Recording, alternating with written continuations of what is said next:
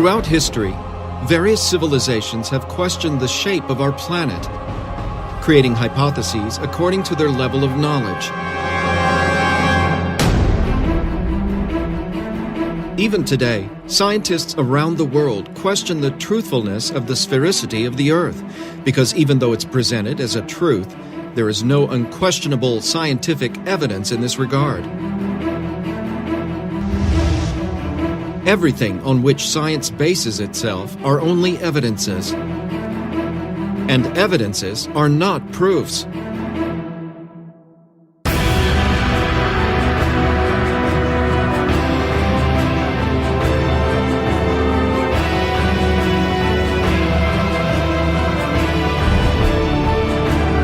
In order to bring the light of knowledge on the true shape of the Earth, researchers of Dakila and Ziggurat's Technology Center joined with other scientists in an independent research that lasted 7 years, seeking scientific and definitive proof to demonstrate that Earth is indeed round or has another shape.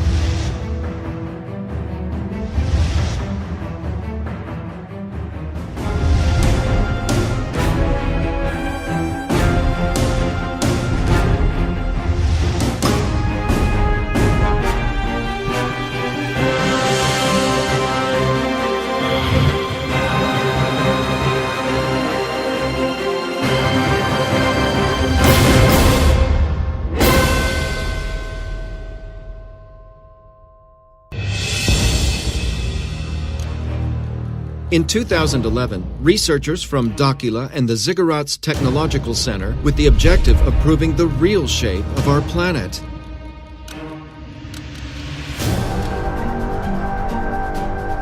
It was needed to prepare and carry out different experiments and data collection at several locations around the planet.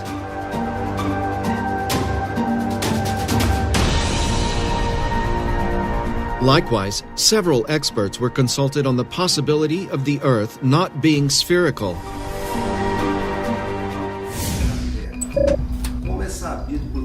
As is known by all mankind, the Earth has a spherical shape.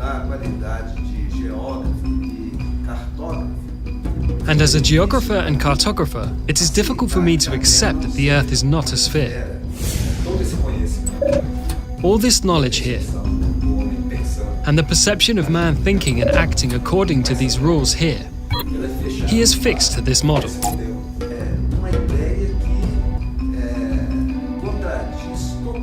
It is an idea that totally contradicts the concepts we have today of the sphericity of the Earth. It's really difficult. I, as an engineer, and I deal with the exact sciences. That's where we come from since childhood with these concepts. It is difficult for us to have another vision of this reality that we have since childhood. Because exclusively studying through this model, the struggle is very great. Because the amount of technological and scientific knowledge there is to ensure that these ideas are true is very great. The round Earth, with mathematical formulas all operative, in aviation, aeronautics, astronautics, and in satellites, all being placed with this formula. And this has been working. Water does not leave the Earth because it has a central force pulling it towards the center of the Earth, which is gravity. It makes us think that the Earth's gravity would not be the center of it. That's why I say it's a very shocking idea. So, when we deal with abstract things from the past, historical things, so there are several theories with a concrete thing settled within scientific knowledge. It is difficult. And when you break those pillars that sustain, what sustains? What sustains humanity are these pillars of knowledge that you have. So when you break one of such pillars, you dismantle a base that is considered to be true and scientific, where all knowledge of the Earth is based on that information. You break that paradigm, and it's really going to be a total unbalance for the people. I'm ready to be convinced that what I know is not worth more. Urandir and the researchers from Dakila and the Ziggurats Technological Center evaluated all possibilities for the realization of the scientific experiments in order to find proofs that determined the real shape of the Earth.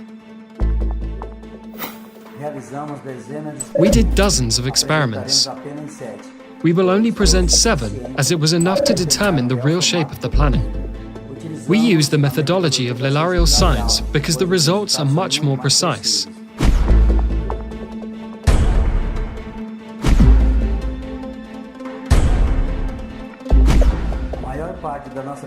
Most of our research was done in the waters because it makes up 70% of the planet's surface. The first chosen experiment was to determine the curvature of the horizon at water level.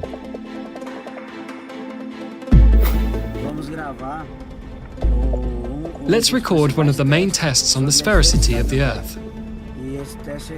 And this test with the respect to the masts of the ships, the distance that it is away from the coast, precisely to know if there is sphericity, if there is angulation in the Earth. The lower the humidity in the air, the further we can see. And the higher the humidity, the more distortions occur in our view. So the places to be chosen to do the tests have to be of very low humidity. The tests will prove that if the Earth is spherical, the waters will follow the curvature. The first site chosen to start the experiments was Lagoa dos Patos in Rio Grande do Sul.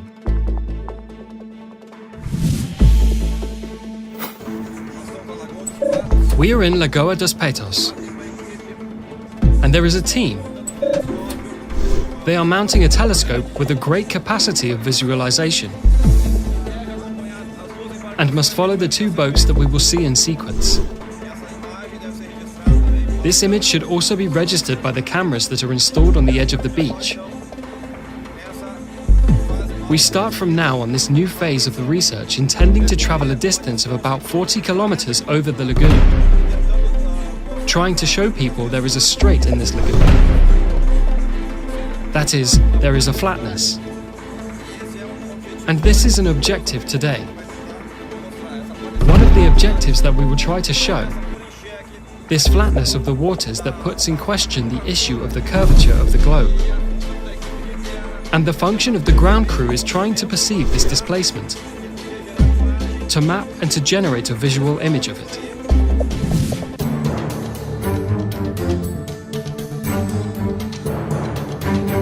The researchers mounted a Newtonian telescope specially designed for the experiment, with a high-definition camera attached to its eyepiece to register the entire process.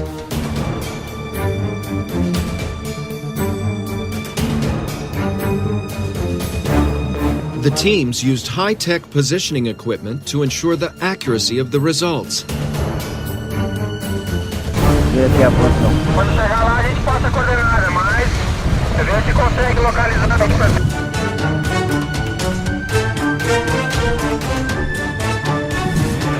This same experiment was carried out in other places. One of them was in the Strait of Gibraltar in France.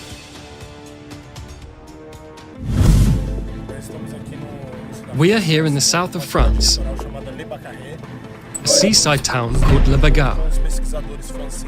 We set out together with the French researchers, coordinators of an association called Project Energy Action here in France, trying to prove the veracity of this seemingly absurd theory. I had the opportunity to participate in the phase of the tests that were held in Europe. It would be the filming of a boat, as far as possible from the coast. We find it very interesting the chance to be able to touch on a controversial subject, and to be part of these experiences, to demonstrate something that science does not accept today. It would be filmed through a telescope. We also used a camera attached to its lens, so we could film the experiment effectively.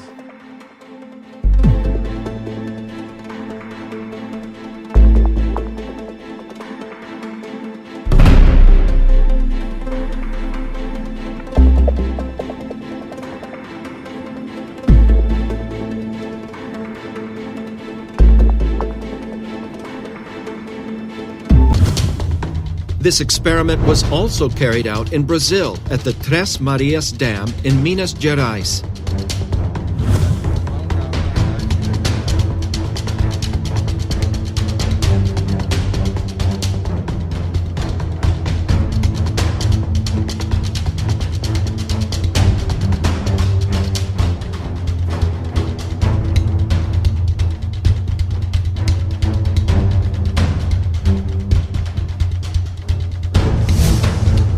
And another team carried out the same experiment on the beach of Santos on the coast of Sao Paulo.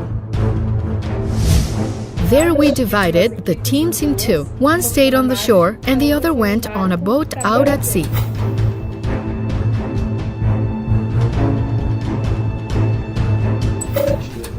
We brought a Newtonian telescope. We were also using a total station.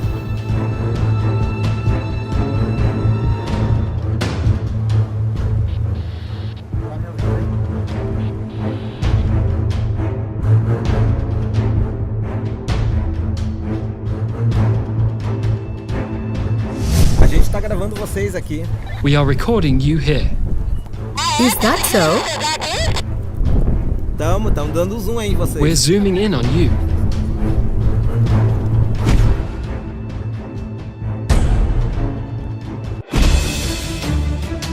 Another telescope experiment was realized at Lake Titicaca in Peru.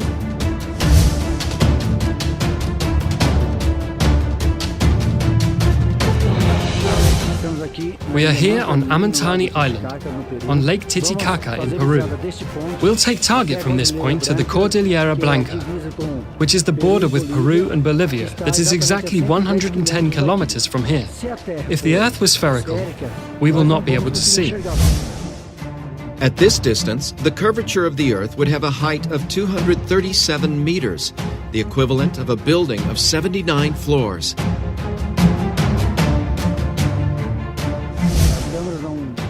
The cameras won't be able to get it, nor will we see at all with the naked eye. We will not see the other side, but with telescopes we do. One of the best points you could have in the world to really register the Earth's sphericity is on this location. Would the team be able to see the other shore of the lake through the telescope?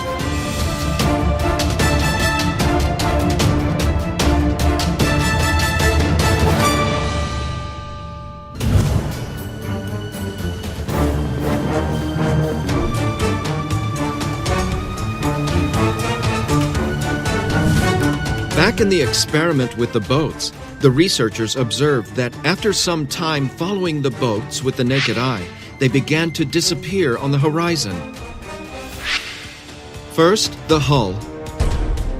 Soon after, the boat was no longer visible. And finally, the mast goes down until it disappears completely, as the spherical Earth theory explains. When the boats reached a certain distance, it was no longer possible to see them with the naked eye.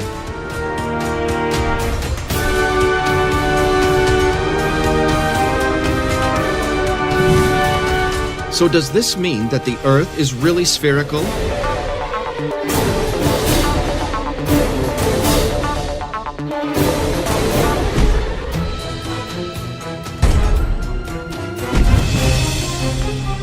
Another experiment was carried out using radio waves. Teams were separated at a distance of 14 kilometers on opposite sides of the lagoon.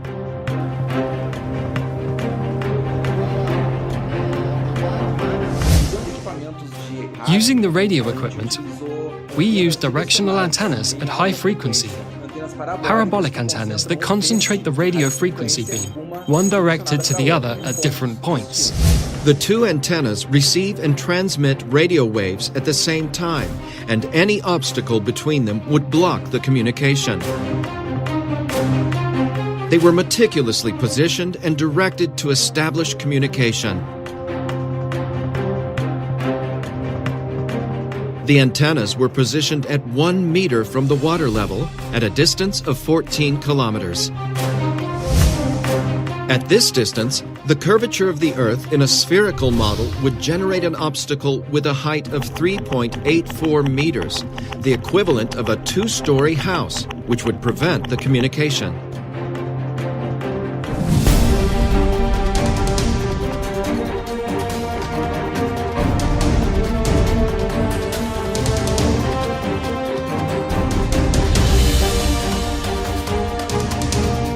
Could researchers have established communication?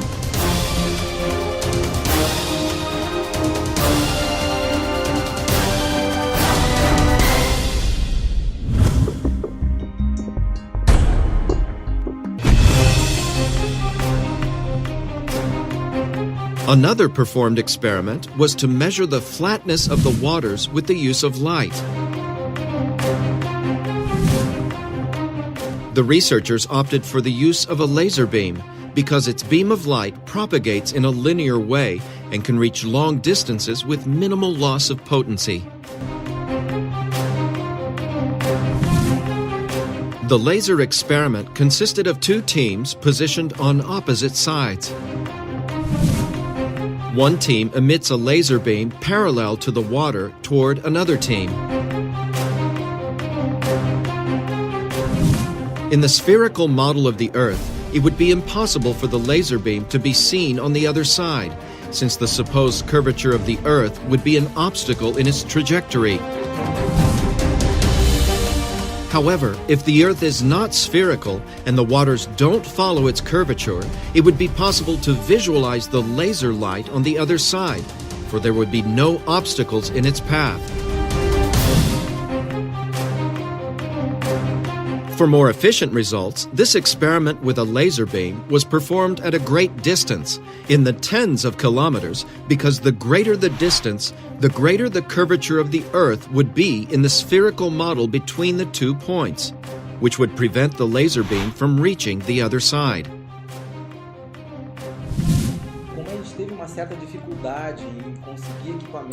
As we had some difficulty in getting high-power equipment, we decided to design and build our own equipment with a great power that could achieve a far greater reach than the laser equipments found in the market. The device emits several beams of light and is set to reach the programmed distance without expanding, with the focus point on an object on the other side. 2 points were chosen at the coast of Sao Paulo, one on the beach of Caraguatatuba and another on the beach of Ilhabela.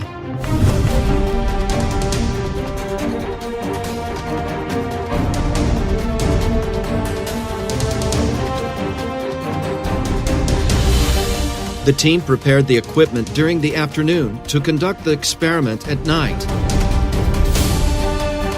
The devices are positioned at a height of 1 meter above the water level, directed towards the team on the opposite side. The whiteboard or light receiver is 1 meter from sea level. The distance is 15,000 meters, 15 kilometers. With the equipment ready, it's time to start the experiment.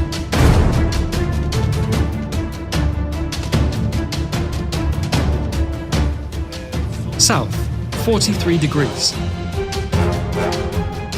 This is the moment of truth. If the light is not visible on the opposite shore, it will be an indication of the sphericity of the Earth. Down. Try to go down more. All right, this position is good. Try to level it out for now. There. A little bit more. A little bit. There.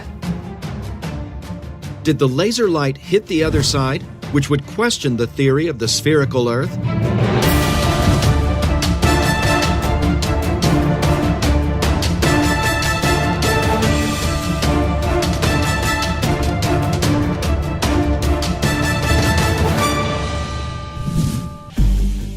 The team's next step was to repeat this same experiment over longer distances. To continue the research, Lake Titicaca was chosen on the border between Peru and Bolivia. One team was in the town of Juli in Peru and another on the beach in Copacabana, Bolivia. Lake Titicaca has a width of 65 kilometers and a length of 165 kilometers. Other people say that the lake has spines, but it has not. It's a flat surface. It is a mirror Lake Titicaca here in Peru. If you look, for example, 30 to 40 kilometers, the lake looks flat.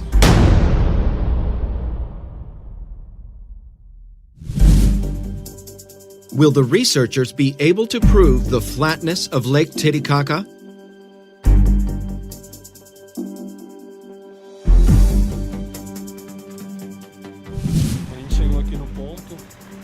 We got here on the site, right on the side of the road.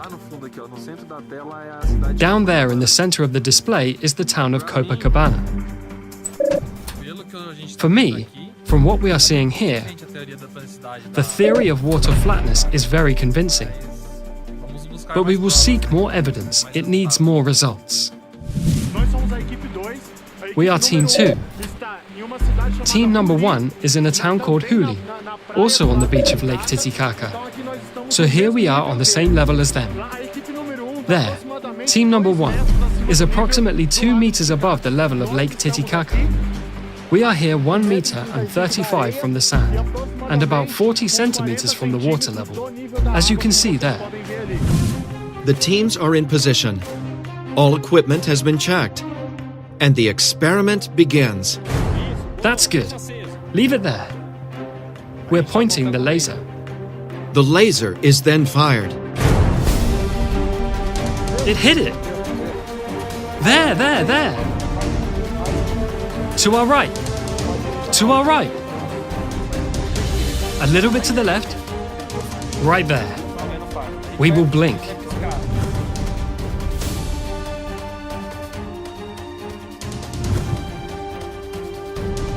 Could the laser be visible on the opposite sides, which would prove the flatness of the waters?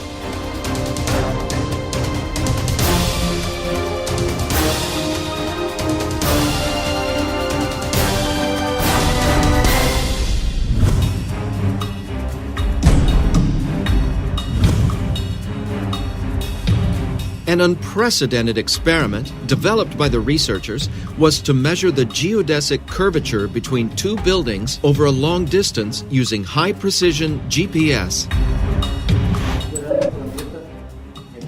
Considering the round planet, you have to mark a point from one extreme to the other, from a certain distance, precisely to prove mathematically whether the Earth is round or not. So we got 2 cities, far away. We take 2 buildings, one in a city in the south and one in a city in the north. This one in the south and this one in the north. What happens? If we measure this distance here at the base of the buildings, if the Earth is really spherical, when we measure buildings of the same height, when measuring the top, there has to be a difference, because if the Earth is spherical, it must have a superior length than the base. To carry out the experiment of the geodesic curvature, 2 buildings were chosen of the same height and sea level, as far apart from each other as possible. High-precision GPS measurements are done at the base and at the top of each building. According to the theory of the spherical Earth, the distance of the measurements of the bases must be different than the measurements of the top, even in a few meters. But if the measurements are equal, this would show that the Earth has no curvature. In order for the results to come out with the best possible precision, the CTZ researchers invited INCRA, the National Institute of Colonization and Agrarian Reform. This is one of the most respected organizations in Brazil and one of the best in the world in the area of topography. INCRA engineers and technicians met with the researchers from the CTZ and Daquila to decide on the realization of the experiment, which would be evidence, or not, of the sphericity of the Earth. Analytically, we will see if really this line here will be perpendicular in relation to this horizontal distance between the 2 points.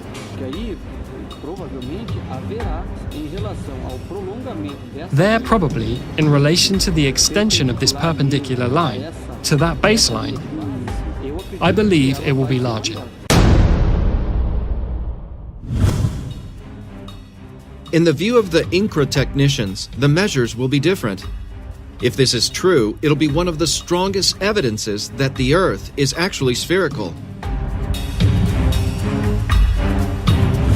The first building chosen was at Torres Beach in Rio Grande do Sul.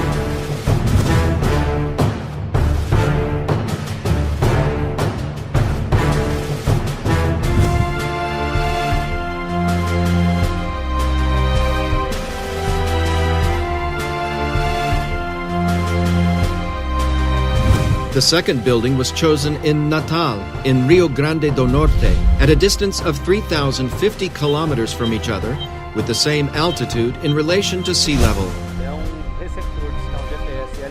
This is a GPS L1, L2 signal receiver.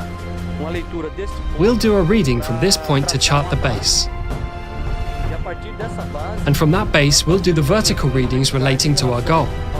And afterwards, we will use another equipment, which is a total station, to make the readings of the vertical and horizontal angles.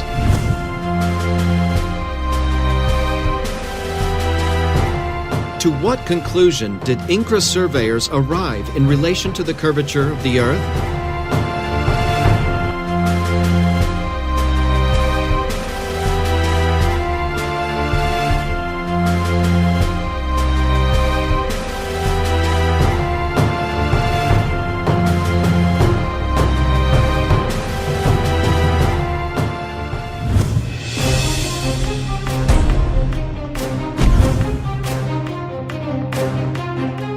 To carry out the last experiments, the researchers invited the consulted specialists at the start of the research to accompany and participate in the tests. Paulo Cesar Parra, civil engineer and geotechnical engineer, and a specialist in dam projects. It's difficult. As an engineer, and I deal with the exact sciences. We carry this from childhood with these concepts. It is difficult to have another insight of this reality that we have since childhood. Mauro Diaz, geographer and cartographer, specializing in aerophotogrammetry. As is known by all mankind, the Earth has a spherical shape. And for me as a geographer and cartographer, it is difficult to accept that the Earth would not be a sphere.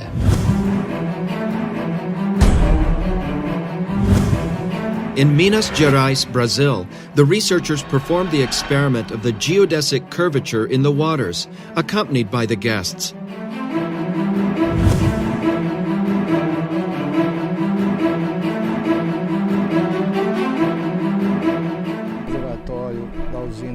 We are here in the reservoir of the Trem Marae hydroelectric plant.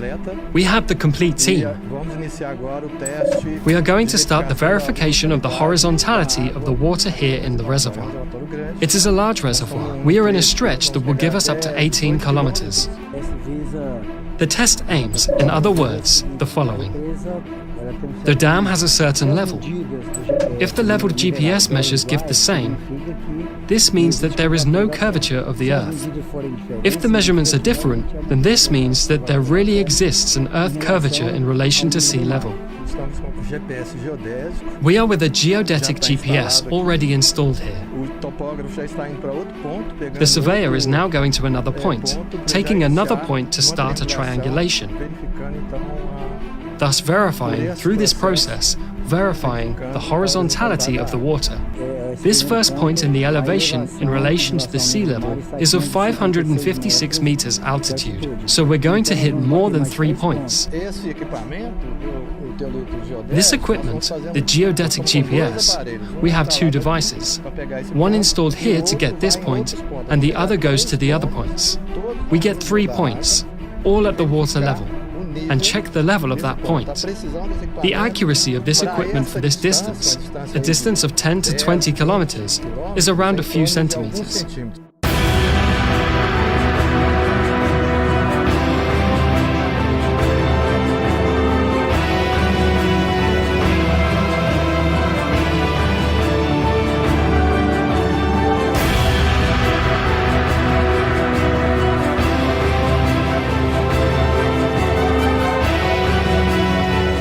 Engineer Paulo Cesar Parra supervised the entire experiment thoroughly. Okay, we'll pass the coordinates now.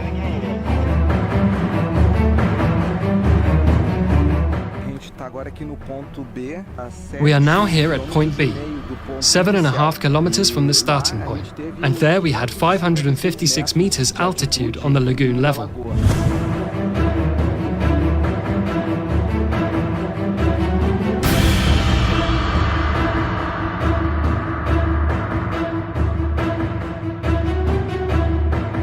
What will be the results of the 3 points measured by the researchers?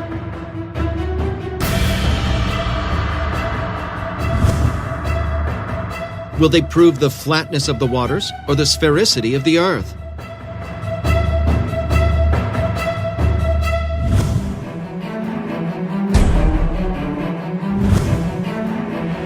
The researchers returned to the Tres Marias Dam, together with the guests, to carry out the experiment with a laser.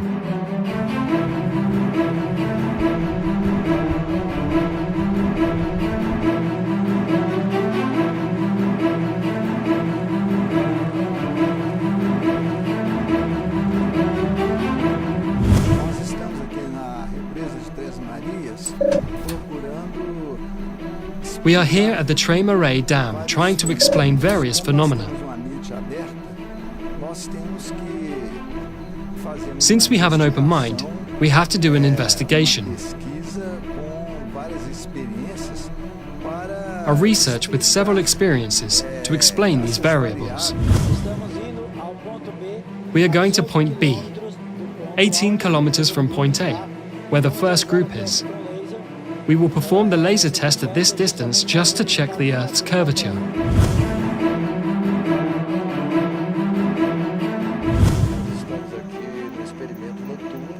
We are here in the night experiment at the reservoir of the Tres Marias Dam. You can see the boats that brought us. Here in the lake, we are on the shore of the lake. The positioning of the laser is here by the lake, a meter or so from the water level. Where is the other second laser? That is also in the same position, exactly 1.5 meters from the water level of the reservoir. We are in good climate. There is no wind, which greatly impairs water evaporation that impairs visualization. So the weather is relatively cold, so there is little evaporation as well. So, very favorable for our job. Equipment positioned, the experiment starts.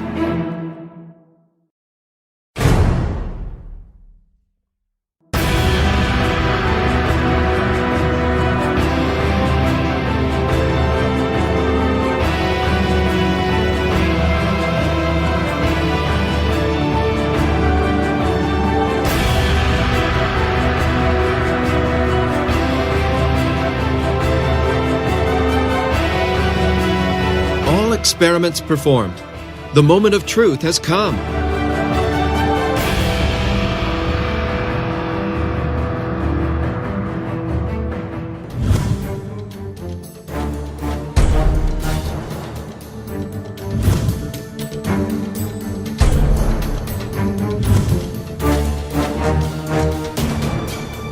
To what conclusion did the researchers arrive in relation to the experiments with ships?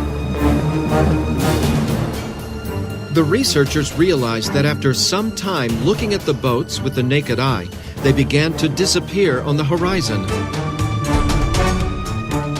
First the hull, then it was no longer possible to see the boat, and finally the mast lowered until it disappeared completely, as the spherical Earth theory explains. Watching the boats with the naked eye, the initial impression is that they were disappearing, as if descending behind the horizon line. When the boats reached a certain distance, it was no longer possible to see them with the naked eye.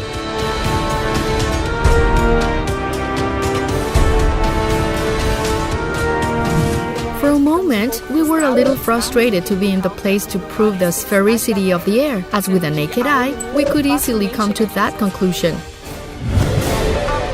Does this mean that the Earth is even spherical?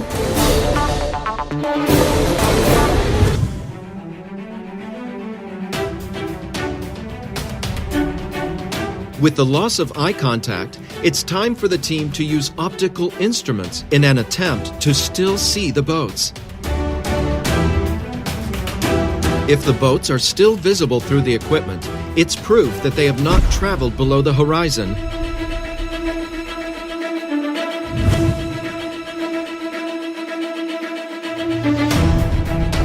And to everyone's surprise, the boats were still there, visible.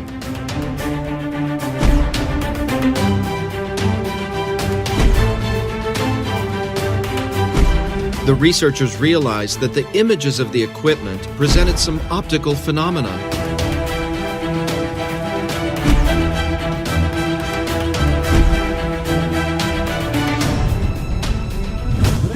During the experiments, we perceived the formation of optical phenomena that we initially attribute to the Fata Morgana effect, which is the refraction of light in the layers of the atmosphere. This phenomenon is very common in deserts. There are the famous mirages. The mirage is the Fata Morgana effect. A formation of images occurs, virtual images, images that are not real at specific points. Through the observations and the collected data during the experiments, we were able to determine that the optical phenomena had a certain pattern. After some distance, we began to have a visual loss, which increased to a distance where our direct vision was compromised. When we lost the view with the naked eye, we used optical equipments, in this case the telescope, and the boat was still there. Only, we realized that it was an inverted image, a mirror image. We realized that the real image was practically disappearing, and we had the formation of an inverted virtual image, an inverted mirror image, when the angle of incidence of light on the surface, in this case water, tended to zero. This occurs because of the mirroring effect, where the reflection of the image occurs. This phenomenon we recorded for the first time in Lagos dos Patos in Rio Grande do Sul. During the research, we sensed that each state of experiments was complementing the other. With the unfolding of the experiments, we perceived that the optical instruments amplified the visual phenomena. In the case of the use of Newtonian telescopes, in which its optics, which is of extreme precision, amplifies thousands of times the capacity of the human eye, could see things that we did not see. This led to amplifying the visual phenomena we observed during the execution of the experiments. We deepened the studies, and we could determine that most optical phenomena, which are attributed to the refraction of light, called Fata Morgana effect, actually occurs by reflection. It is a reflective process of light on a surface with an angle tending to zero. With the observations we make, we have been able to promote a new physical theory that explains the Fata Morgana effect from a new optic, a new point of view. We call it the theory of optics applied to visual phenomena. This conclusion helped us explain three phenomena that we know are illusions. Why the boat seems to disappear going down the horizon line, why first fades the hull and then the boat, and why when an observer is taller can see farther. We conclude then that boats don't descend at the horizon, and that we lose the ability to observe them, to see them in function of an optical phenomenon. With this experiment, one of the main arguments of the spherical Earth theory, that boats disappear on the horizon due to the curvature, is totally refuted. This is the first proof of the flatness of the waters.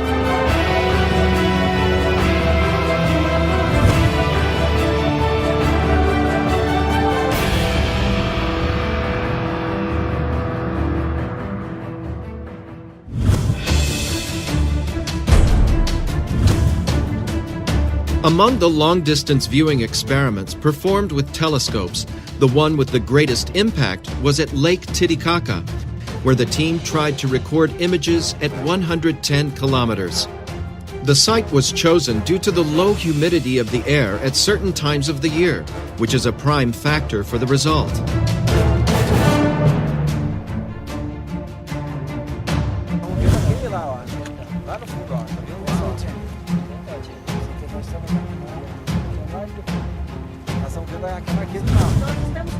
We are talking here with a boatman of the boat May 3. He is an inhabitant of the island of the Uros. He is from the Aymara civilization. Is it possible to see the other side of the margin, or is this not possible? Yes, it is possible. Always because our lake, we think, is like a table. How many kilometers do you see?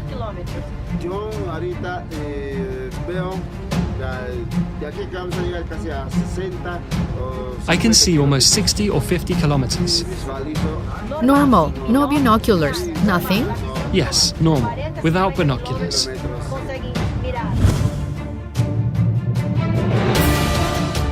With the telescope, the team was able to record images at a distance of more than 100 kilometers, which would be impossible in the theory of a spherical Earth, as the curvature would have a height of 237 meters, equivalent to a 79-story building. This experiment is yet another proof that the Earth cannot be a sphere.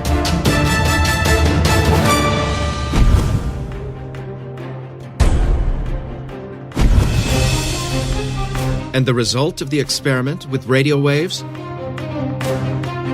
The researchers used directional parabolic antennas, where in the spherical Earth model, communication would be impossible, as the minimum obstacle would preclude this, since at the distance of the experiment, the curvature of the Earth would generate an obstacle of 3.84 meters in height.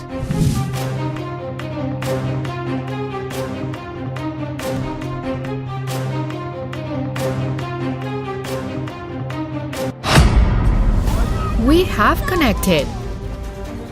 Got it. We're with connection here. It's responding. The machine is responding. Returning. I'm having connection to your computer there. We have a ping back here. The connection is established. The signal that we wanted, we could scan there and managed to find it here. Communication was established. It has been proven that at this distance, we have been able to establish communication. We know that any interference in the way would mean not achieve communication. The test with radio waves was, let's say, unusual, because at the time we set our antennas, and with the design of the spherical Earth, we started to work with almost complete obstruction of the Fresnel zone, which is the region where the propagation of radio waves occurs, which would make communication impossible between the 2 points. However, with the idea of leveled waters, we would already have approximately 50% of the Fresnel zone unobstructed, which could allow communication between the 2 points, even if precarious. And how it happened. This is yet another proof of the flatness of the waters, refuting the spherical model of the Earth.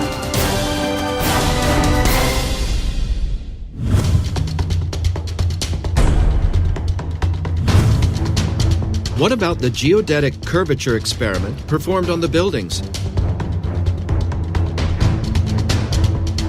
Measurements were done of the bases and tops of 2 buildings, one in Torres, Rio Grande do Sul, and another in Natal, Rio Grande do Norte, 3,050 kilometers apart from each other. According to the theory of the spherical Earth, the distance of the measurements of the bases must be different than the measurements of the top, even in a few meters. But if the measurements are equal, this would show that the Earth has no curvature. Remembering the opinion of the INCRA engineers before the experiment, Probably there will be in relation to the extension of this line, perpendicular to the baseline. I believe it will be longer.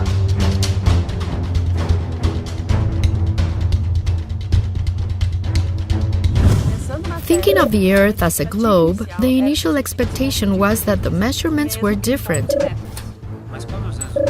But when the results arrived, the base and the top measurements were the same. showing that the two buildings are leveled upright. And here the opening angle, where we read the point here,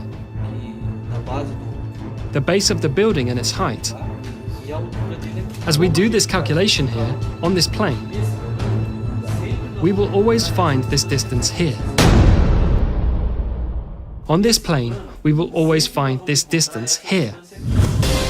The identical measurements of the distance between the bases and the tops prove that between the two buildings there is no curvature, proving that the Earth has no spherical shape.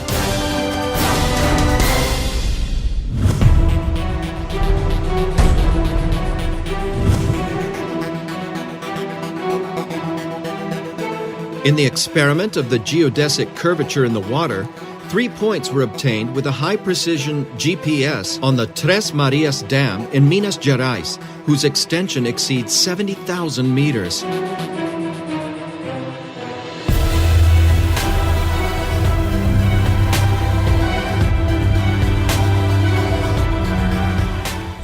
This first point, the elevation in relation to sea level is at 556 meters altitude.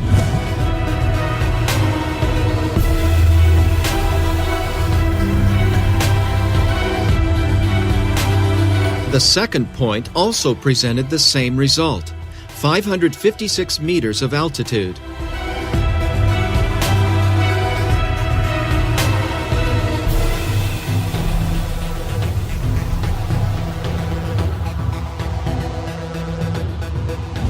If the third point were different, the water would be following the curvature of the Earth. If the measurements are the same, it will be proven that there is no curvature, but indeed flatness in the waters. And the measure of the third point surprised the researchers. Here we also obtained the same measure, 556 meters at the level of the lagoon. We analyzed the data collected by the equipment, and all points show the same result, the same altitude, thus showing that the water in the dam remains level.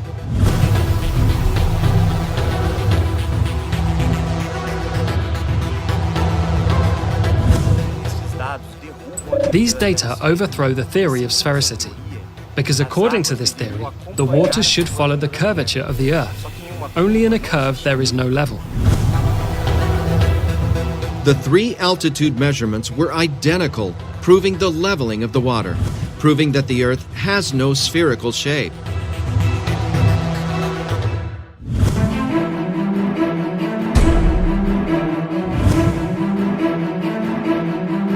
And what is the result of the laser experiments? Did the team see the laser light on the other side?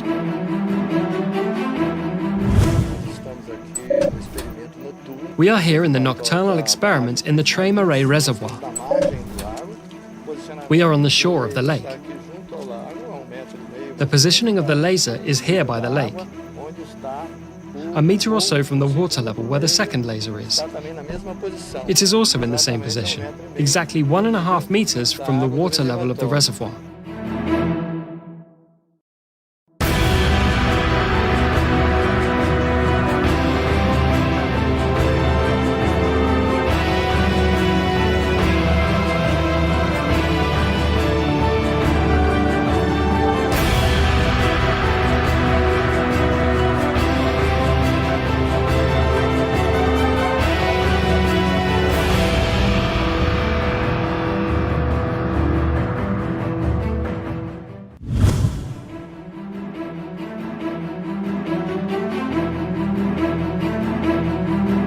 As you can see, the two devices are communicating at a distance of 18 kilometers. We have successfully done an experiment today, and we are proving that the Earth does not have the format that science believes it has. So as we are at 18 kilometers, there is no water level difference from here to the other crew that is 18 kilometers away. It's exactly level. On this distance, there should be a visual obstruction by virtue of the curvature of approximately 6 meters, and we were able to get the signal from a laser cannon from the other shore at 18 kilometers on a little more than a meter from the level of the lagoon. This is the ultimate test. There is no curvature. To guarantee the accuracy of the result, the researchers decided to conduct a surprise experiment.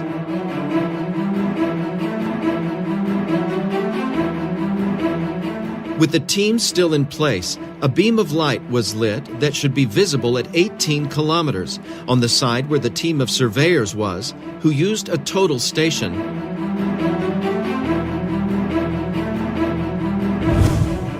At that distance, the Earth curvature would have risen 6.3 meters, equivalent to a 3-story building. Do you see? Yes. Down. Can you see? Yes. Down. Can you see? Can you see? Yes. I am at water level. At water level. So okay, I will write down and you read the angles and the coordinates. There you take that height where it was blinking at the water level. It's on water level. But on how many meters high? 0. It's blinking in the water, right? It's in the water. 10 centimeters from the water. Okay, so I'm going to write down the angle here. Wait, Wilson. During the experiment, a laser was added without warning the topographers. Do you see any other light?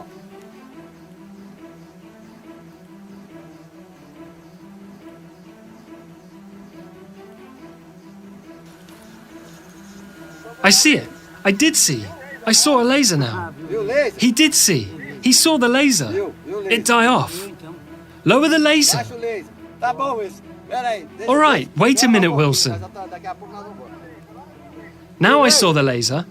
Did you see the laser? Not now. I saw the laser there. Lower a little bit.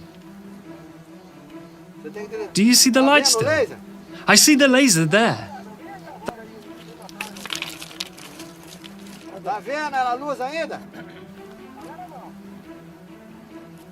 Do you see the light still? I see the laser there. That's good. Just a minute. Urandir, what's going on here? Dude, it's over. It's done. At the water level. It was there at 2 meters and something. Well, now it's ruined.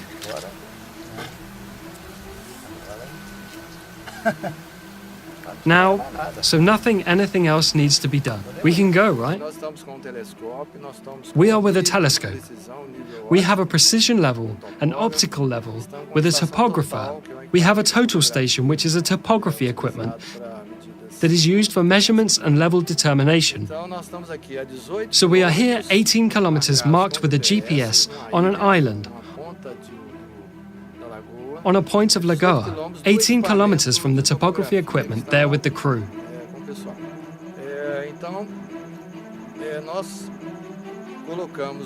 So we put a light beam,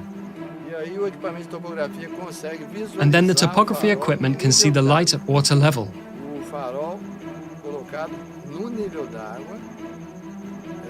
The light placed on the water level can be visualized by the topography equipment that is positioned 18 kilometers. And the engineer remained perplexed by the outcome of the experiment. We can go, right? This is unquestionable proof that the Earth is not a sphere, for the waters are level.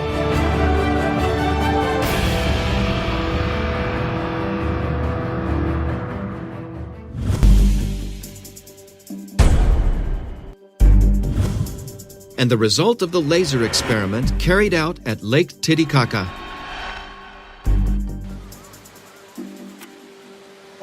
It is hitting the hill on the hill. Look over there. It is hitting a tree above us here.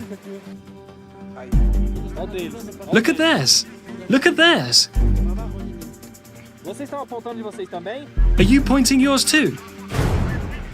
We're seeing. We see yours. It's just too high. It's very high. Look there. You saw. In this direction. It made it. There, it appeared again. Go. There, it made it again. That's it. Stop there! More to the left. Stop there. Stop! Through light here. It is illuminating here. It is moving there too. Here it is illuminating everything. We have already done the first tests, and the laser of team number 1 has already appeared here in the treetops that are on our side. Then the trees here have about 2 meters, 2.5 meters.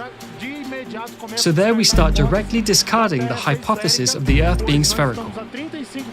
Because we are 35 kilometers away from team number 1 in a straight line from end to end, on lake level. And according to the theory of spherical Earth, that 35 kilometers should give at least 23 meters and 98 centimeters of Earth's curvature. So a light communication would be impossible, as we just have had. The result was positive here. We could see the laser on the other team there, and they could see us too. More than 30 kilometers, so there was no curvature. Total flatness. The research here was excellent. Here with this laser visibility test, Team 2 and Team 1 at 35 kilometers. There really was an unusual commutation at a distance of 35 kilometers, and that there should be an arc of approximately 24 meters. Neither Group 1 or 2 should be seeing the lights.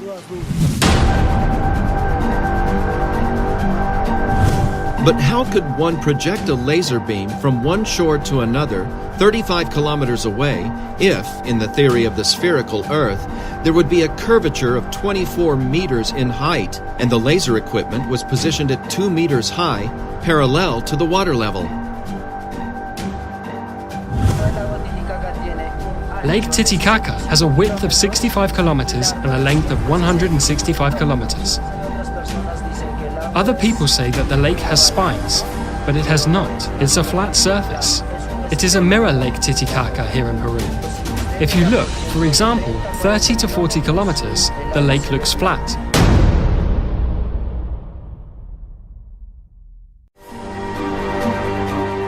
This is yet another unquestionable proof of the flatness of the waters, which definitively overturns the theory of the sphericity of the Earth.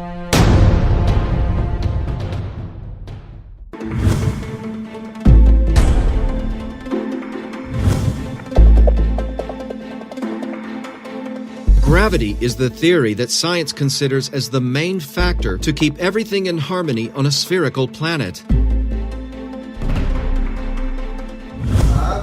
Water does not come off the Earth because it has a central force pulling towards the center of the Earth, which is gravity.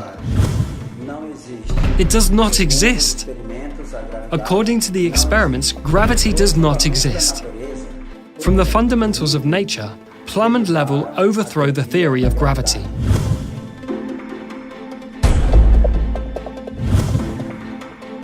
The plumb is an instrument used to gauge verticality. It is of fundamental use in civil construction to guarantee the verticality of the buildings. This tool we use to get the wall in the right plumb because it cannot be out of plumb because the wall can fall. So this plumb is used for this, to keep it right and steady on the plumb. Neither there nor here, right there in the plumb. The use of the plumb is the only way to ensure that construction is being erected in vertical alignment.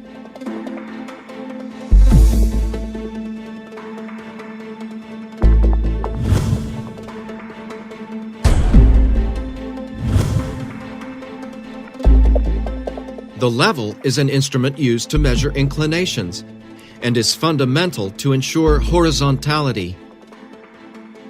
It's used extensively in the areas of civil construction, surveying, photography, and astronomy, among others. The most common model is the bubble. Any construction has to have level and plumb, because if it gets out of plumb and level, it can fall. That house can fall.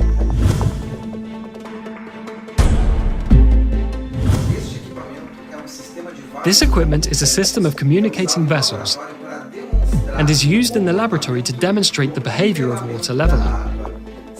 In whatever position we place the system, the water that is inside will always search its level.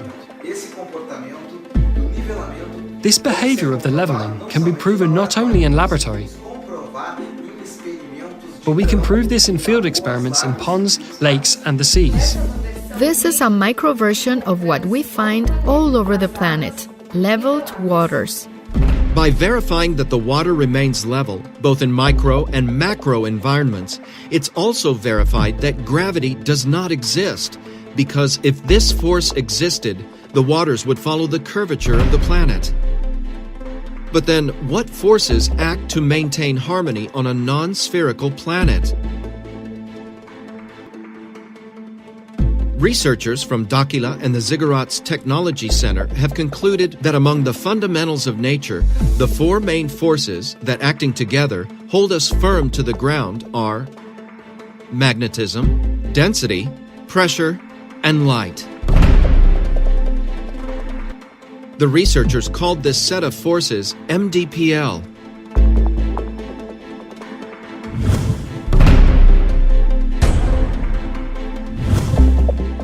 Among the four MDPL forces, magnetism, in contrast to what science considers, is one of the strongest forces that act on Earth. It's the main force that keeps everything in balance, from the bonds of an atom to the Earth's magnetic field.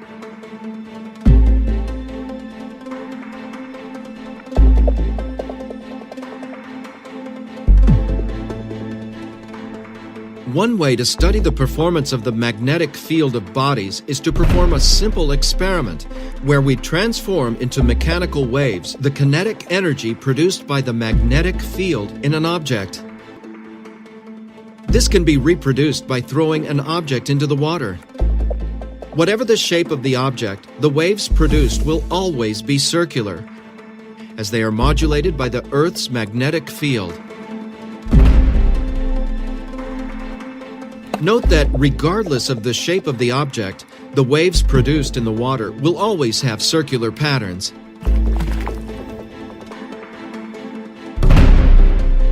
This happens because the waves in the water are being modulated by the influence of the Earth's magnetic field. It does not exist.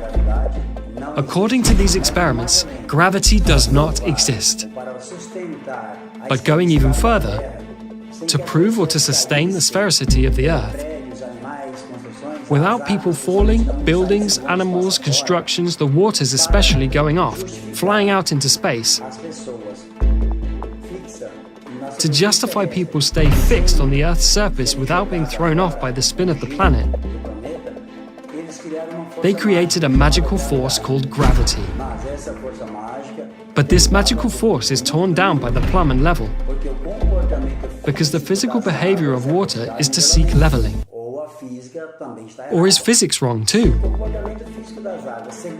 If the physical behavior of waters, according to our physics, is to seek leveling, how will it fix itself to a ball on a sphere without flying off? Space outside without seeking its level? So these are two contradictory things. And even more, to justify the seasons, they decided to tilt a ball 23 degrees. There is no way to tilt a ball, a sphere. Impossible. Let's see, how could a planet or a ball, a sphere, be tilted and waters not get off? But it has the imaginary axis. The imaginary axis, even if there were a physical axis, what would be inclined is the axis and not the sphere. Any position that places the sphere, there is no way to tilt it but the axis. An imaginary axis. That is an illusion. If it is imaginary, it's an illusion. So it's another contradiction. They created this axis that does not exist to justify the seasons in a sphere, in a globular model. That's not possible. Well, in a sphere we certainly do not live. Because the physical behavior of the waters does not match the reality of the facts. And through the plumb and level, this theory is totally overthrown. Extinct.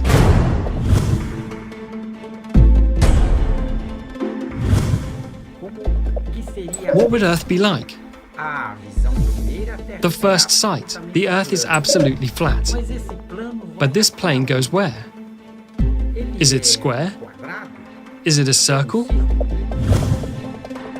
Looking from above, the impression you have is that the Earth is flat.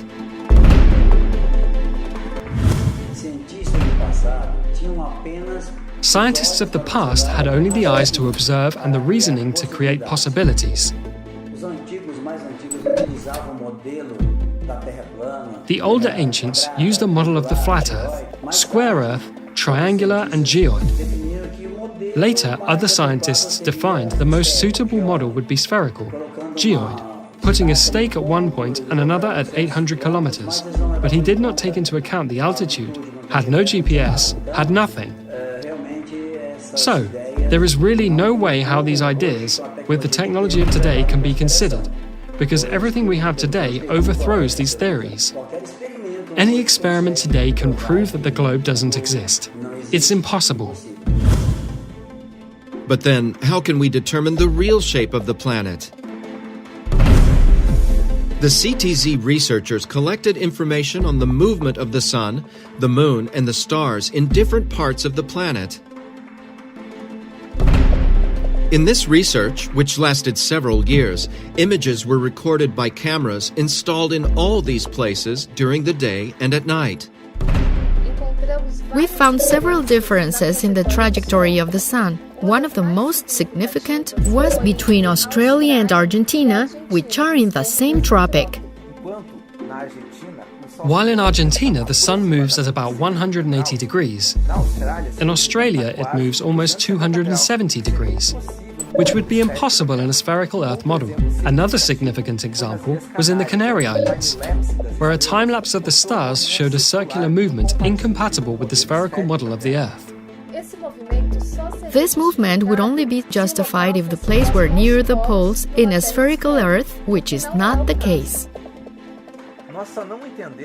We do not understand that with so many discrepancies we have found, and with the technology available today, no researcher, no scientist, no astronomer, no space agency in the world has perceived any of this.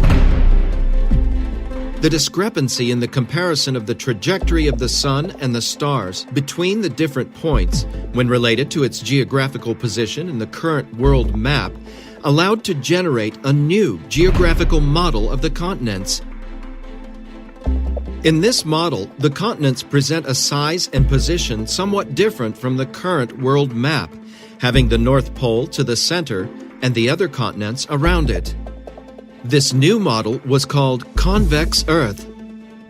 We call it Convex Earth because the continents have a convex relief, starting at the sea level, racing to the highest point, and returning to the sea level.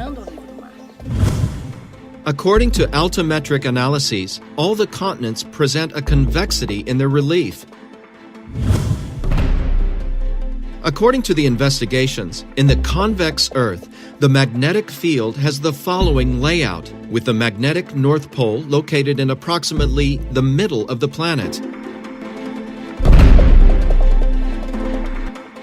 Due to the magnetic field, anywhere on the surface of the planet, a compass will always point to the North Pole, as the South Pole represents its entire border. The magnetic field is also responsible for modeling the shape of our atmosphere, which takes the form of a plane convex lens.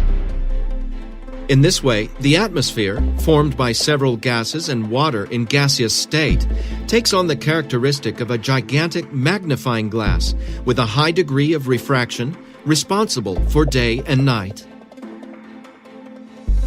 The following experiment simulates the behavior of day and night. We use a flat convex lens, a model of the continents, and an external light source simulating the sun. The result is a model of day and night in the corresponding time zones. What helped us a lot in this research was the information we collected at our own astronomical observatory of the Ziggurat's Technology Center. In this manner, the researchers concluded that the Earth is neither spherical nor geoid, but rather convex on the continents and flat in the waters. In this concept, the Earth is like a huge, misshapen asteroid floating in space, surrounded by a very high layer of ice all along its edge.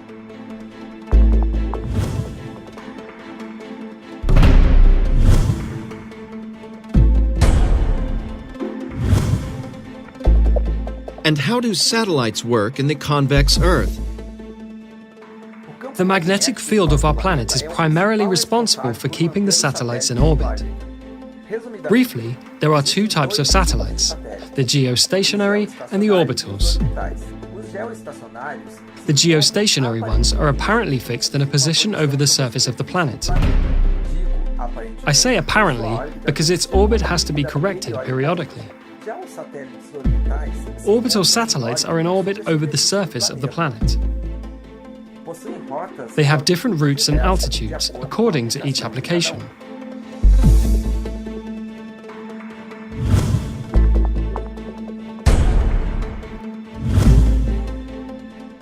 And why do Earth photos taken from space show a curvature?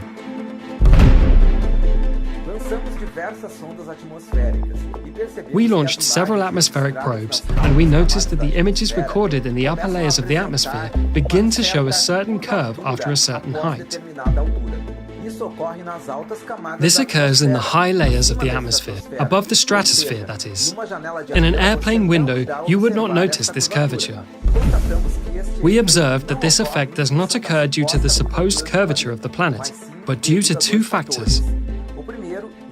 The first, due to the large flat convex lens of our atmosphere, and the second, according to the theory of curvature of light proposed by Albert Einstein, experimentally proven in 1919.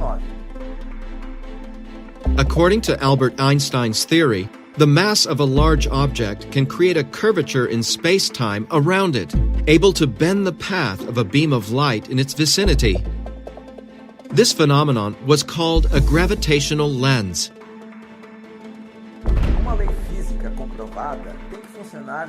A proven physical law has to work in both macro and micro environments. In this way, the gravitational lenses were proved through astronomical observations of objects of great mass. Then we conclude that the curvature of light in the high layers of the atmosphere also occurs as a function of the mass of the planet itself and of its magnetic field. We fabricate in our laboratory a physical gravitational lens capable of correcting the curvature of light in the upper layers of the atmosphere. In the experiments, we reached the degree of 0.22 for the total correction. This can also be proved through computational simulation. This law also applies to other bodies, such as the Moon, and the planets we know from our solar system. They apparently are spherical when viewed through telescopes, but we do not know their real format. That is, not always what we see represents reality.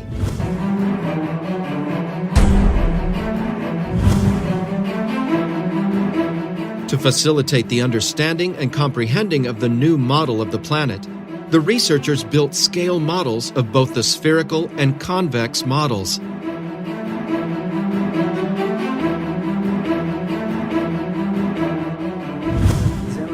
We made a scale model on geographic scale, just so that people have better clarity. A visualization that much more facilitates the understanding of what Earth really is. According to the report, according to all the research that has been carried out by our researchers, we have come to the conclusion of this format of the Earth.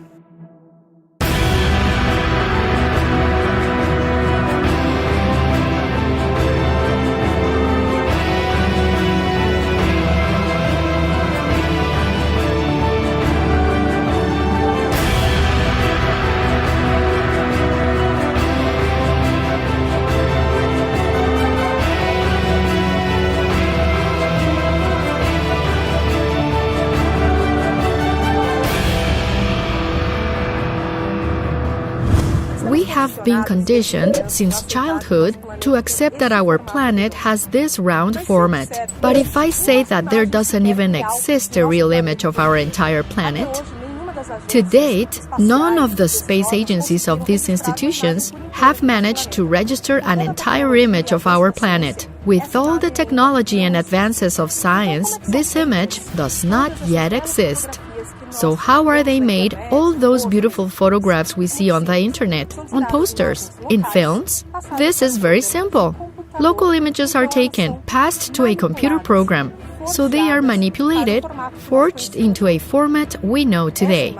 This beautiful image, this photograph of the blue planet that we know, is nothing more than propaganda, just like many others we see daily. According to the research done, the calculations and measurements taken from our planet, this is not its format. The real format of our world is this. It is convex in its continents and leveled in the waters. I was hired to build a model of the globe and the convex Earth.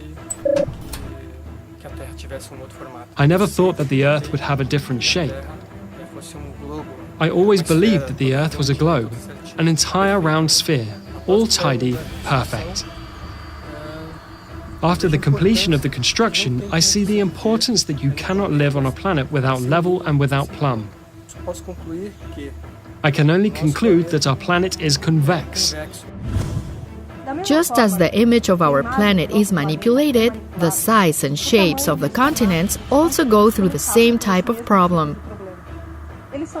They are very different from what we have custom to see on the world maps. Countries like Brazil or Russia, they gain land extensions much larger than are informed, which would explain so many miscalculations in land demarcations. Now, how do we come to this conclusion? It is very simple.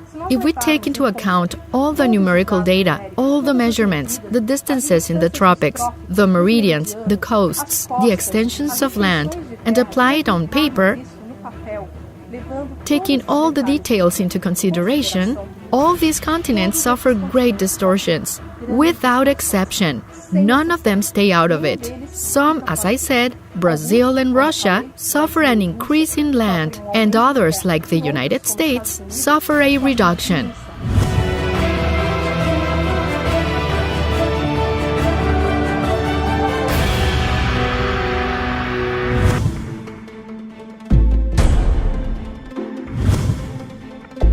During the surveys, strong evidence emerged of the existence of a new continent. And what about the new continent that is far beyond our borders? We call it the Greater North. For those who are here in South America, heading north, so we call it the Greater North. With the help of Navy and Air Force officers, we were able to trace logistics towards the Greater North, towards Siberia, towards Russia. There were several factors that led us to perceive the existence of the new continent. With the launch of several atmospheric probes, equipped with cameras and other equipment, we were able to identify a territorial mass that is not included in our maps. It is not part of our current cartography. And, analyzing the images, mainly of the probes, we realized that it is part of a new continent, behind an immense layer of ice.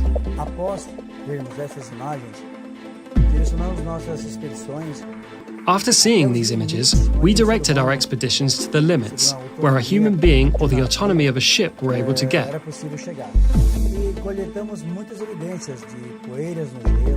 And we collected many evidences of dust on the ice, pollen, and other evidences that really brought us to the certainty of the evidence of this new continent.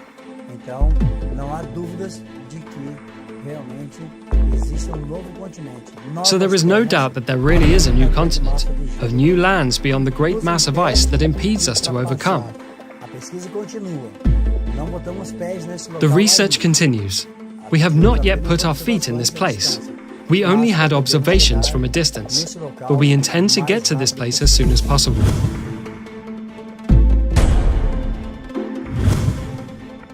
A study performed by the CTZ on the Sun, Moon, and stars brought many answers regarding the positioning of the continents and the shape of the Earth.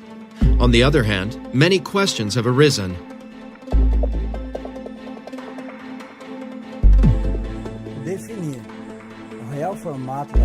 Defining the real shape of the Earth was no easy task. But during research, we realized that the most difficult was yet to come. We realized that the Sun brings forth many anomalies, its trajectory, the sunrise and sunset. We installed equipment in several countries in different parts of the planet. And all these equipments recorded different situations, anomalies that made us think, rethink, about trajectory and about what we learned about the Sun. Its size, its distance to Earth does not match what we learn. It does not coincide the realities of the facts. It is an anomalous trajectory, totally different. It implies strong evidence that the Sun is not a star the way we learn. It seems that it is much closer to the Earth than we think. Moreover, its trajectory is totally different. In several points, in several continents, the trajectory does not coincide with the reality, mainly in Australia and the Canary Islands. For example, in Australia, it rises and sets almost in the same place. In Antarctica, it's totally different. Some months of the year, it stays at a fixed point, practically without moving to either side. By observing all these anomalies around the world, we realize that there is a possibility that the solar system is totally different from what we have learned. It might not even exist. During these observations on the Sun, we noticed that the Moon has also a different behavior. Its trajectory is very similar to that of the Sun, and its size is also completely atypical. The impression we have of the Moon is that its size varies greatly, or its distance from the Earth varies greatly during its 28-day trajectory. There are days that it is closer, another more distant. It is as if its elliptic were totally within a different system of space out there, as if it were another reality. And because of the various anomalies observed in the Sun, the Moon and the stars, we determined that the Earth doesn't spin. It does not have the spinning motion. We can consider a gentle wobble or a gentle tilt. But sure, the land does not spin. It is motionless. The mystery surrounding the Sun is so complex that we will continue our studies. We will continue to research because it is in our interest to unravel the mystery that surrounds our star.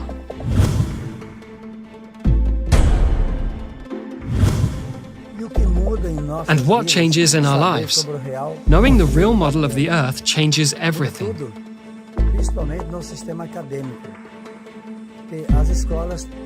Mainly in the academic system. Schools will have to redo all of their programming from their school curriculum, geography, astronomy, mathematics, physics, everything changes. Everything we learn, the whole context, especially with regard to the model. Cartography, air navigation, maritime, fuel economy, military strategies, meteorology, climate issues, all of that changes.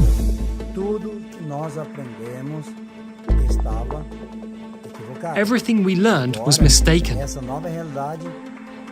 Now this new reality brings us the light of knowledge, a new vision of our world, a new perception of all we have learned,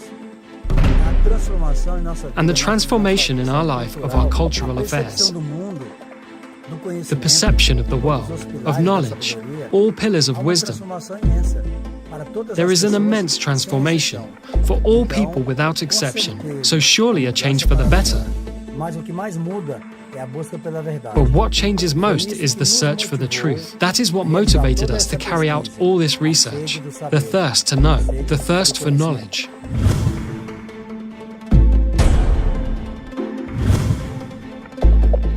And what about the specialists Mauro Diaz and Paulo Parra who accompanied the experiments? I have always worked with the concept that the Earth is spherical. And my colleagues and all cartography is based on the sphericity of the Earth. A problem even of reasoning. Because I worked so many years in a belief, and I will accept a new belief, variables that had to be explained. As long as I did not have this explanation, I remained with a very big doubt that tormented me and even made me lose sleep at night. I kept thinking about it.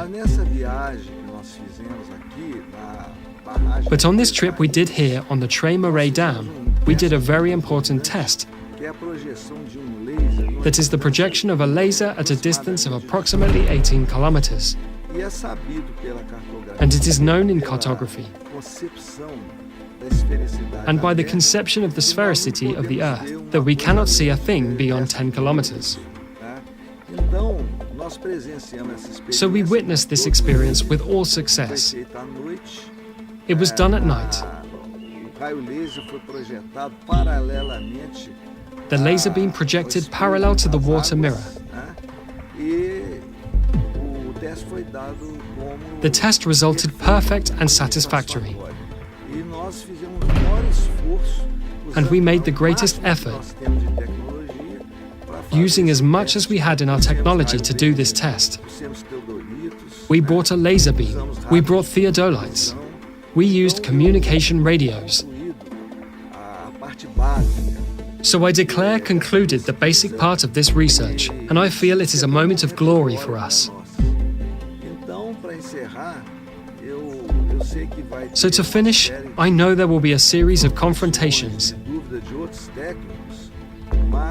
doubts among other technicians, but we are convinced to get them also to do research. I think this is a very big paradigm shift for Earth science. I, as an engineer, and all the studies I did to train me and specialize in me, I always considered the Earth as a spherical shape. So I had these preconceptions. But for us to start, when we began doing the tests, and until so now, I deleted the prejudices that I had from my head, trying to imagine myself without any knowledge of the Earth, to verify whether it is spherical or not. It is clear, without a doubt, that the Earth in the lakes region is flat. There was no difference of level at all. So I know it's difficult even for you to have the courage to talk about this issue here.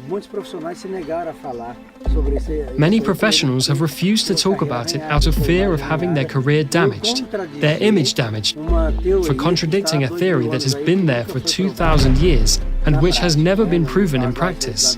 In the case of the Earth's sphericity, they are thus only theories in relation to exact science. What advice would you give to the researchers, to the people who occupy the same chair as you? The important thing is to eliminate these preconceptions, because those who understand these three forces well, magnetism, density, and pressure, may have a very great technological advance, develop other concepts of transport, of energy. I think those who understand from this new knowledge, try to deeply understand, they will have a very great gain in technology. We humans of the Earth, we will have a very great gain of technology. I have learned one thing. We have to have an open mind to discuss any theory, even if it seems absurd. At first I had this difficulty of understanding this revelation. I spent months working on this. We are coming to the end and all the report. All this will be archived, made available on the internet, for anyone who wants to repeat the tests. We will include all the devices that were used, all technologies, all coordinates. We are here at the Três Marés Dam in Minas Gerais, and all this will be available to all of you, so that everyone can repeat the tests at home if they want. With this, we hope that our contribution to science and to the people, to the government, to the Air Force, not only Brazilian, but to all countries, including, so that all people can have a different vision from those 2,000 years that we had this spherical Earth theory. And now I hope you draw your own conclusions.